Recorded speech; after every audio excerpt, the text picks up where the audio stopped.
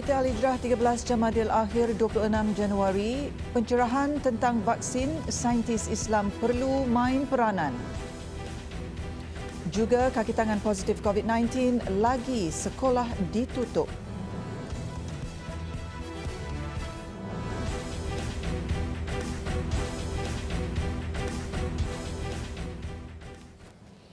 Bismillahirrahmanirrahim. Assalamualaikum warahmatullahi taala wabarakatuh. Berita Al-Hijrah malam ini bersama saya Azizah Arifin. Negara perlu melahirkan lebih ramai saintis dan pakar-pakar perubatan beragama Islam sebagai rujukan penting berkait hal ehwal perubatan khusus untuk kepentingan ummah. Mengambil contoh keharusan penggunaan vaksin COVID-19 dalam mencegah kemudaratan, Ketua Pengarah Jabatan Kemajuan Islam Malaysia JAKIM, Datuk Abdul Aziz Jusuf berkata, kepakaran pasukan profesional itu penting dalam memperjelas kepada umum tentang pentingnya vaksin dalam aspek menjaga nyawa dan keturunan manusia. Sudah tentu kita sangat memerlukan saintis yang berkaliber dan dalam majlis muzakarah MKI kita selain daripada mufti-mufti terdiri pada mereka yang berkepakaran dalam bidang tertentu termasuk bidang perubatan. Orang yang terlibat dalam memberi penjelasan ini termasuklah kita jemput pakar daripada Kementerian Kesihatan diwakili oleh Timbalan Ketua Pengarah Kesihatan sendiri memberi penjelasan dan meyakinkan semua pihak dengan kita bersoal jawab segala keraguan dan hasilnya kita dapati keputusannya adalah diharuskan dan diwajibkan kepada terutama barisan hadapan. Beliau turut percaya jika mereka yang berkenaan tampil memberikan hujah berkaitan vaksin menerusi perspektif agama, berkemungkinan ia dapat meyakinkan sesetengah golongan anti vaksin dan membuatkan mereka berubah fikiran. Datuk Abdul Aziz turut mengingatkan orang ramai, terutamanya umat Islam, untuk kekal patuh arahan kerajaan kerana ancaman COVID-19 ke atas nyawa manusia adalah sebahagian daripada prinsip menjaga nyawa sebagaimana termaktub dalam maqasid syariah. Tetapi walau apapun, sebagai orang Islam yang kita mempunyai pegangan akidah yang betul, kita ada menghormati kepimpinan yang memberi nasihat yang betul, maka perlu kita patuh kerana kepimpinan maksudnya pihak kerajaan, pihak autoriti, kita diberi nasihat oleh pakar. Pakar kita ialah Kementerian Kesihatan Malaysia dan pakar agama muzakarah MKI tadi. Dua-dua ini bersepakat dan tentu sekali adalah wajar kita sebagai orang Islam menghormati dan tidak terpengaruh dengan tumahan yang tidak berasas.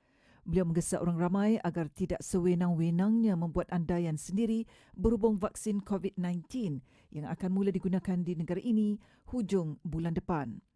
Ia berikutan ketetapan tentang keharusan mengambil vaksin telah diputuskan pakar dan para mufti demi kebaikan rakyat keseluruhannya. Kementerian Pertanian dan Industri Makanan mengesahkan 60% pemegang permit import AP daging di negara ini adalah dalam kalangan syarikat Bumi Putra.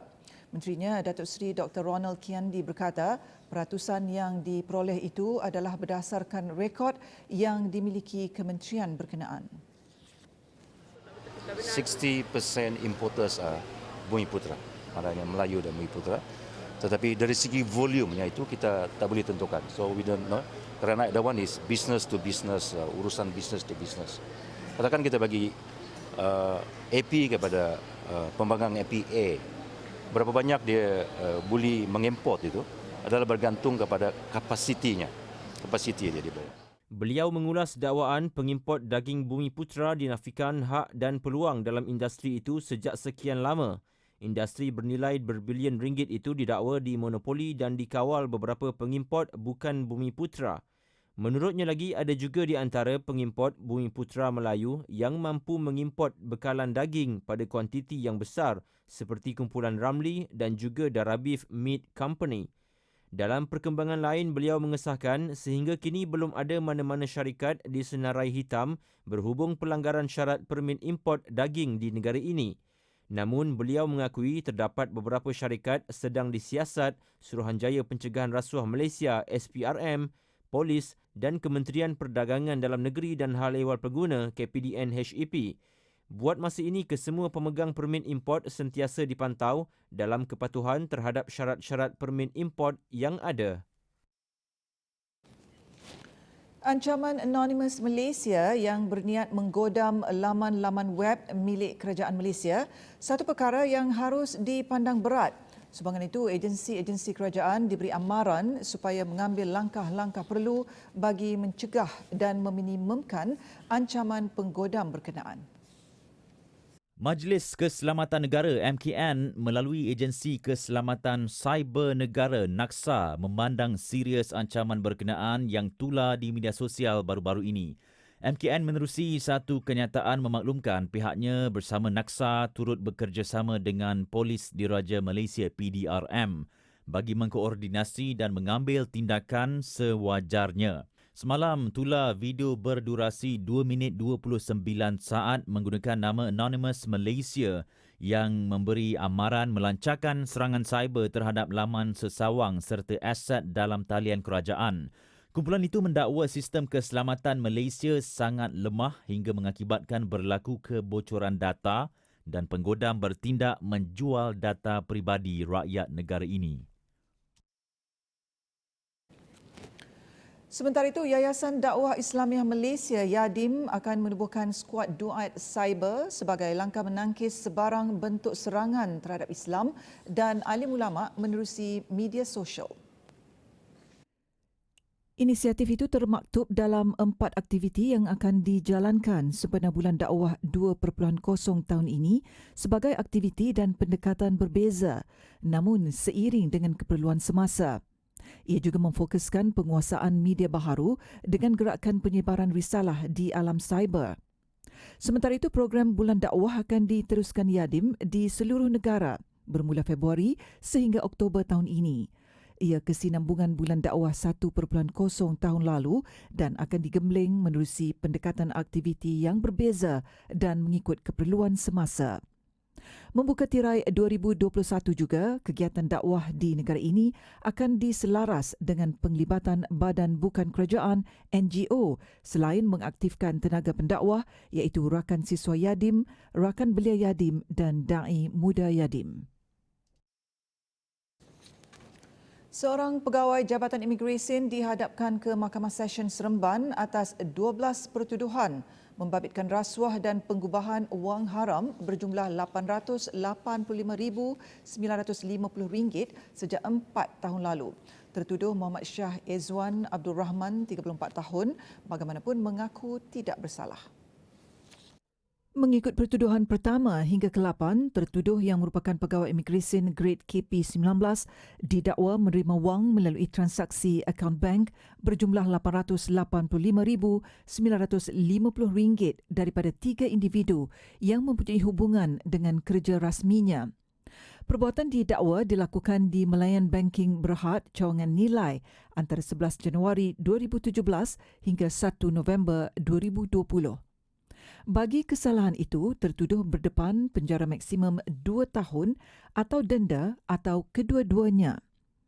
Selain itu, tertuduh turut berdepan 4 pertuduhan lagi berhubung dakwaan menerima wang hasil aktiviti haram daripada 3 individu yang sama melalui transaksi akaun bank di bank yang sama atas nama seorang individu antara 29 Mac 2017 hingga 19 Mei 2020. Bagi kesalahan itu, tertuduh berdepan penjara maksimum 15 tahun dan denda 5 kali ganda nilai suapan atau RM5 juta atau mana lebih tinggi. Sebutan semula kes pada 26 Februari depan.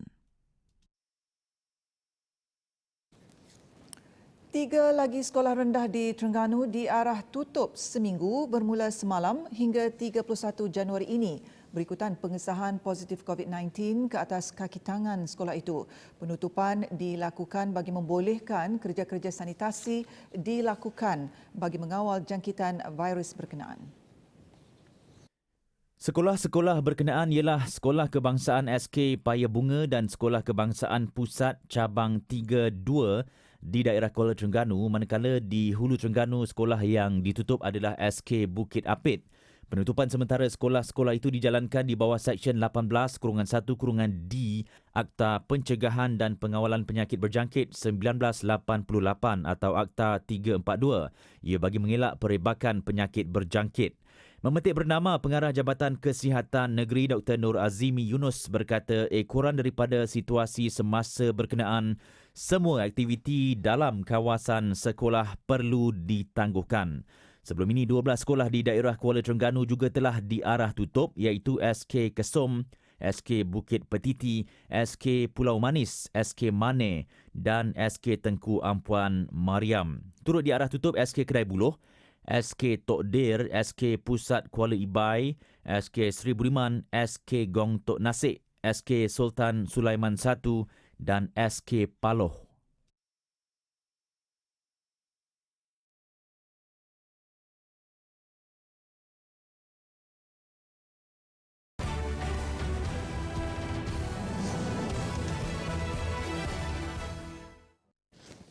Alhamdulillah bertemu kembali. Air terjun Tanjung Batu dalam hutan simpan kekal HSK di Segari Manjung yang didakwa musnah akibat aktiviti kuari akan diwartakan sebagai hutan simpan kekal bagi mengelakkan ia terjejas. Exco Alam Sekitar Negeri Muhammad Akmal Kamarudin berkata, setakat ini air terjun dalam kompartmen 15 yang dikenali dengan nama Teluk Sera dalam kalangan penduduk tempatan itu masih kekal terpelihara. Ujar Muhammad Akmal, dakwaan yang dibuat Persatuan Aktivis Sahabat Alam kuasa bahawa air terjun Tanjung Batu musnah akibat aktiviti kuari tidak benar sama sekali. Dan saya melihat sendiri dengan rakan-rakan tadi bahawasanya ia tidak tercemar dan masih terpelihara, alhamdulillah. Tidak benar. Yang berlaku adalah di tempat lain dan itu pun telah Jabatan Alam Sekitar mengatakan hasil daripada siasatan ada pelanggaran syarat. Terdahulu beliau turun padang melihat kawasan air terjun Tanjung Batu. Ia dilihat masih terpelihara dan langsung tidak terjejas serta berada di luar kawasan yang diberi lesen mengusaha hasil pengeluaran batu kuari. Jelas beliau, kawasan yang didakwa terjejas itu sebenarnya adalah alur air bermusim yang muncul apabila berlaku hujan, terutama ketika hujan lebat. Katanya setakat ini siasatan mendapati operator kuari melanggar syarat penilaian alam sekitar EIA yang ditetapkan. Antaranya tiada pegawai alam sekitar EO bertauliah dilantik hingga menyebabkan kegagalan kawasan hakisan dan mendapan di tapak projek. Berair dan juga kerja-kerja penyelenggaraan ini akan dipantau oleh 3 agensi lah. Terutamanya Jabatan Alam Sekitar, Jabatan Pertuanan dan juga pihak DPS lah. Lagi kerja-kerja penyelenggaraan ni kita tak capai apa kehendak kita mengikut mitigation plan yang dibuat oleh JAS, kita takkan renew dia punya lesen lagi lah.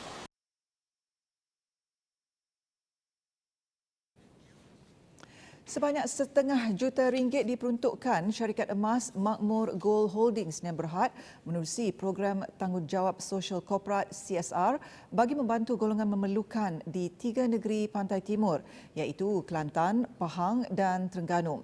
Ketua Pegawai Eksekutifnya Muhammad Faizuddin Cik Mahmud berkata, peruntukan program CSR itu ditambah pada tahun ini memandangkan negara sedang berdepan ancaman pandemik COVID-19 dan banjir baru-baru ini.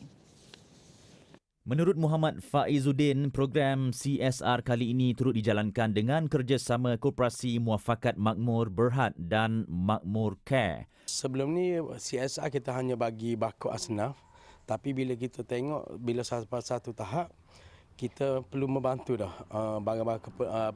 alatan-alatan yang rumah uzur dan juga sebagainya lah. Sebab tu kita keluarkan bajet khas dan 3 entiti iaitu Makmur Care, Makmur Gold dan juga Makmur Gold Holdings dan Berhad.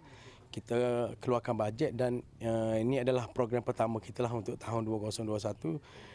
Sebelum ini katanya bantuan yang disalurkan adalah dalam bentuk barangan makanan, namun berikutan ramai pihak yang terjejas akibat pandemik COVID-19. Program CSR itu diperluas meliputi pelbagai bantuan lain.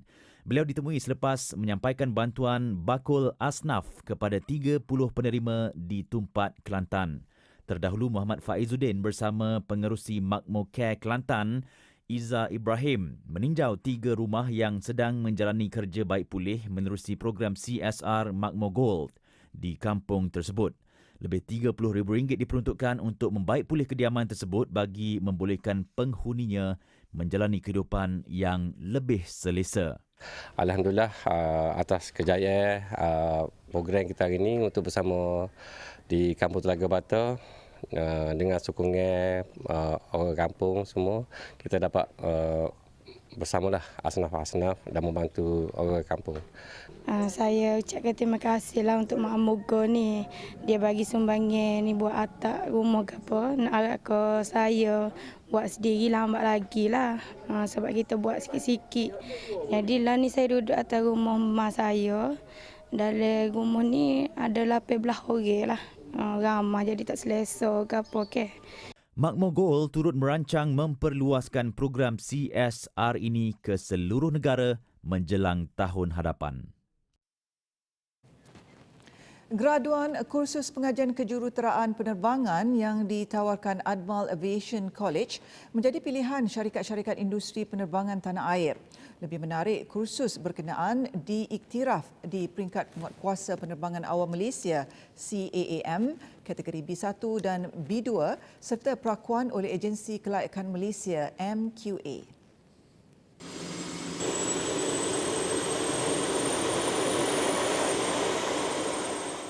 Kemudahan fasiliti yang lengkap turut menjadi faktor kursus berkenaan menjadi pilihan bakal juruterbang profesional. Selain mempunyai kemudahan hangar pesawat sendiri, Admal Aviation College juga menyediakan tempat belajar dan bengkel serba lengkap agar pelajar lebih mudah faham dan tidak kekok semasa berada di lapangan penerbangan. Kami ada 3 bengkel, iaitu bengkel airframe, power plant dan juga bengkel avionik. So kita di dalam bengkel power plant ini kita akan khusus kepada untuk mempelajari tentang enjin pesawat. Okay. So dekat sini secara rutinnya student akan belajar cara untuk membaca aircraft maintenance manual dan juga mereka akan diberi barang-barang ataupun aircraft parts, okay, yang akan digunakan untuk sesi pembelajaran diorang. Okey. Keistimewaan yang kita tawarkan di sini adalah program yang kita jalankan di bawah kelulusan pihak berkuasa penerbangan awam ini. Kita dah gabungkan dengan Sijil Kemahiran Malaysia. Okey, Sijil Kemahiran ataupun yang kita tawarkan sekarang adalah tahap kelima, iaitu Diploma Lanjutan Kemahiran Malaysia. So, Admal adalah yang pertama untuk mendapatkan Diploma Lanjutan Kemahiran Malaysia di bawah Jabatan Pengurusan Kemahiran untuk program ini. Admal Aviation College juga berkolaborasi bersama agensi-agensi penerbangan seperti AirAsia, Malaysia Airlines, Firefly serta Malindo Airways yang secara tidak langsung memudahkan para pelajar mendapat tempat untuk latihan industri. Syarikat-syarikat penyelenggaraan pesawat seperti Sepang Aircraft Engineering, Asia Aerotechnic Sendirian Berhad serta Aerot Aerospace Teknologi Sendirian Berhad turut bekerjasama dengan Admal Aviation College. Admal menyediakan fasiliti yang lengkap. Kita ada lebih kurang dalam 4 makmal dan juga simulator untuk pelajar rasalah macam mana rasa dia kita untuk membawa pesawat. Bagi saya benda tu kita kata peluang lah sebab ramai syarikat-syarikat yang nak ambil lepasan-lepasan diploma dan degree dah kenal Admal dan dah tahu yang lepasan Admal ni ada potensi. Orang ramai yang berminat menyambung pengajian di Admal Aviation College dan ingin mendapatkan maklumat lanjut boleh layari laman web dan hubungi nombor yang tertera. Dan berikut ikuti paparan harga emas semasa yang dibawakan khas oleh Makmur Gold.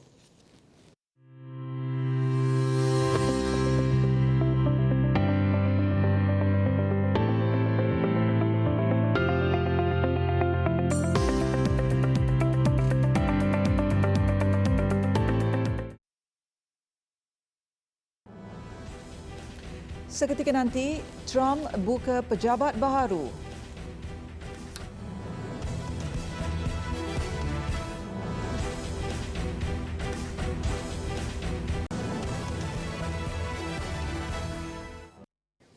Bertemu kembali, beralih ke berita luar negara. Negara jiran Indonesia merekodkan kes positif COVID-19 melepasi 1 juta hari ini. Menurut Reuters, kes harian di Indonesia mencecah lebih 11,000 kes setiap hari. Setakat petang tadi, kes positif COVID-19 di Indonesia berjumlah 1,012,350 kes. Angka berkenaan antara yang tertinggi direkodkan di Asia dan paling tinggi di Asia Tenggara. Jawa Barat dilapor memiliki kebolehjangkitan yang tinggi di negara berkenaan. Menurut doktor di salah sebuah pusat perubatan awam di Bogor, situasi semasa di Indonesia amat berbahaya. Sebahagian rakyat berpendapat ancaman COVID-19 di negara itu membimbangkan kerana kurangnya kesedaran awam. Hospital juga kini berdepan kekangan dari sudut fasiliti termasuk katil pesakit dan alat bantuan pernafasan. Kerajaan Indonesia telah memulakan program vaksinasi besar-besaran, malah memperketat pergerakan rakyat sejak awal tahun ini. Di Amerika Syarikat pula, Presidennya Joe Biden optimis akan mampu melaksanakan proses vaksinasi membabitkan 150 juta dos sepanjang 100 hari pertama pelantikannya sebagai Presiden. Sebelum ini, sasaran pentadbirannya adalah membabitkan 100 juta dos sahaja bagi tempoh sedemikian. Menurut beliau, pada masa kini, negara itu diramal mampu melaksanakan 1 juta suntikan vaksin hanya dalam tempoh 21 hari sahaja. Berikutan itu, sasaran berkenaan untuk tempoh 100 hari pertama pentadbiran Biden meningkat 50% kepada 1.5 juta dos. Biden juga yakin dengan arahan pemakaian pelitup muka kepada seluruh rakyat, angka korban akibat COVID-19 di negara Uncle Sam itu diramal berkurangan. Malah 50,000 nyawa dapat diselamatkan. Demikian penerangan pakar kesihatan kepadanya. Setakat ini, Amerika Syarikat mendahului negara-negara lain di dunia dalam kes positif COVID-19 dengan hampir 25.29 juta kes. Manakala korban akibat virus pembunuh itu adalah lebih 420,000 orang. Sementara itu, bekas Presiden Donald Trump dilapor membuka sebuah pejabat miliknya di Florida. Ia sebagai pusat meneruskan kerja-kerja dan agenda pentadbiran sebagai bekas pemimpin negara itu. Reuters melaporkan pembukaan The Office of Donald J. Trump itu akan menguruskan pelbagai urusan seperti kenyataan umum, penampilan dan aktiviti rasmi yang akan turut melibatkan rakyat negara berkenaan. Pentadbiran Trump juga meletakkan agenda melalui penganjuran pelbagai aktiviti melibatkan khalayak umum. Pengumuman pembukaan pejabat Trump ini dibuat pada hari sama Dewan Perwakilan Amerika Syarikat menyampaikan kepada Senat artikel penghakiman yang menuduh Trump menghasut dalam insiden pemberontakan dan pencerobohan ke atas The Capitol 6 Januari lalu. Perbicaraan mengenainya dijadual bermula 9 Februari depan. Trump didakwa menghasut penyokongnya untuk bertindak liar ekoran rasa tidak puas hati di atas kekalahannya dalam pilihan raya Presiden kepada Joe Biden awal November lepas. Sementara itu, desas-desus turut berlega-lega di Amerika Syarikat tentang usaha Trump mewujudkan sebuah parti baru yang diberi nama Patriot Party. Hilang punca pendapatan, hidup serba kekurangan dan dihimpit kemiskinan malah diuji dengan pelbagai cabaran di luar kemampuan. Bayangkan ia terjadi kepada diri kita sendiri atau keluarga yang tersayang. Sama-samalah kita menyumbang ke tabung bencana dan kecemasan Malaysian Relief Agency sekarang kerana dalam rezeki kita ada rezeki mereka. Sedekah pencetus barakah. Saya ni OKU. Suami saya dah besar dia. Umur dia 75. Sebab suami saya driver. Dia macam ada kerja dengan gaji. Bapak makan kalau saya masak, bapak makan. Makan nasi dengan telur je.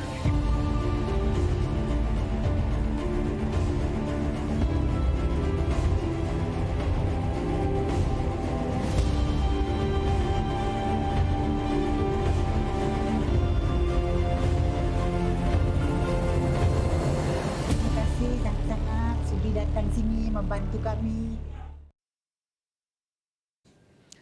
Sebelum berakhir, jangan lupa menonton siaran langsung 60 minit bersama Ketua Pengarah Jabatan Hal Ehwal Veteran Angkatan Tentera Malaysia tepat jam 9 malam ini bersama pengacara Abu Talib Husin. Sekian untuk malam ini. Saya Aziz Arifin. Assalamualaikum warahmatullahi taala wabarakatuh dan selamat malam.